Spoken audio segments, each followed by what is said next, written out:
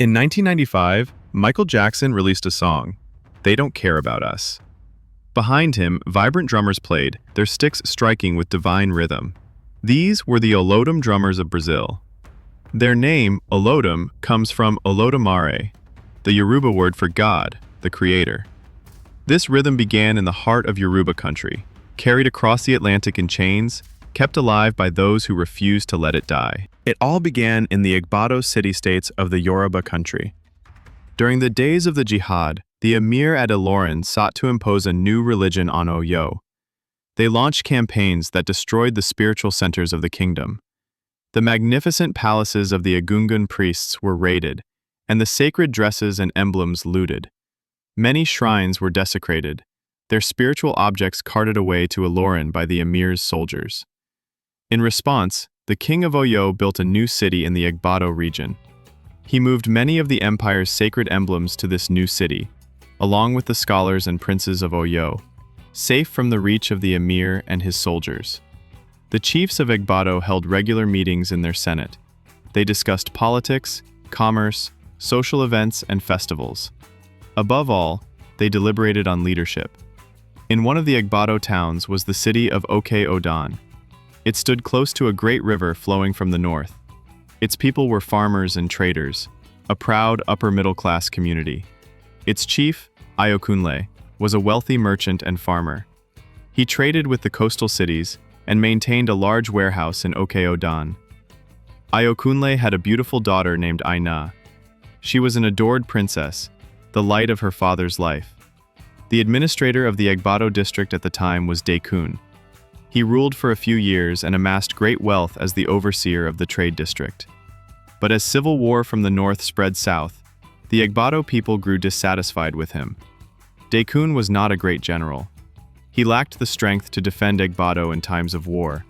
He was voted out. At the Senate, as he tried to defend himself, Dekun was jeered and mocked. They called him a coward, a man who cared only for the luxuries of office. Humiliated, he left in shame. Dekun gathered his vast wealth at Ijana and led an estate of over 1,000 followers. He moved to Dahomey, under the protection of King Gezo. King Gezo gave him a large estate to settle. Dekun became a frequent guest at Gezo's court. In seasons of war, Dekun showed Gezo maps of the Igbado districts and revealed the wealth of their lands. He also betrayed a secret, the location of the new Oyo city in Igbado, where the empire's nobility and intelligentsia had taken refuge. With Dekun's intelligence, Gezo launched a devastating invasion. Dahomey's soldiers stormed the city of Oyo nobles, carrying away wise men, scholars, healers, and gifted artisans. Many of these captives ended up in Brazil, a major reason why Yoruba culture thrives there today. Among them were the Ions, gifted musicians, said to be descended from the gods. They could invoke the spirits and connect with the soul through their music. In Brazil, they revolutionized sound. A living legacy of their skill survives in the Olodum drum, the very drum used by Michael Jackson to create his masterpiece, "They Don't Care About Us." Large cities deep in the Yoruba interior were sacked. Ketu, the Popo city-states, all the way to Abeokuta. Thousands of Yoruba men and women were captured and sent into slavery. Dekun's wealth grew. He received a share of the spoils of war and built commercial partnerships with Portuguese slavers. In one terrible raid, Aina's world was destroyed. Once an Igbado princess, she was now a slave girl, awaiting the cruel fate of servitude. She watched in horror as some of her kinsmen were sacrificed to Dahomey's gods, while hundreds more were forced onto slave ships bound for the New World. In 1850, Captain Frederick E. Forbes of the Royal Navy visited Dahomey on a diplomatic mission. King Gezo hosted him with lavish festivities and invited him to witness a human sacrifice ritual meant to appease the ancestors. Among those chosen for death was the young Aina. Captain Forbes was horrified. He immediately protested. Disturbed by the thought of such a death for a child, he offered to purchase her instead. Gezo agreed. On his ship, Forbes renamed her Sarah Forbes. During the journey to Europe, she began to feel safe again. In England, Forbes recounted the story to Queen Victoria and presented Sarah to her. The Queen was captivated by Sarah's intelligence and composure. In only a few days, Sarah had learned enough English to communicate at a basic level. Queen Victoria adopted her, and she became famously known as the Queen's goddaughter. But Sarah suffered. She endured frequent nightmares and panic attacks. Her health weakened. Believing she missed home, the Queen sent her to Sierra Leone, hoping that the African air would heal her.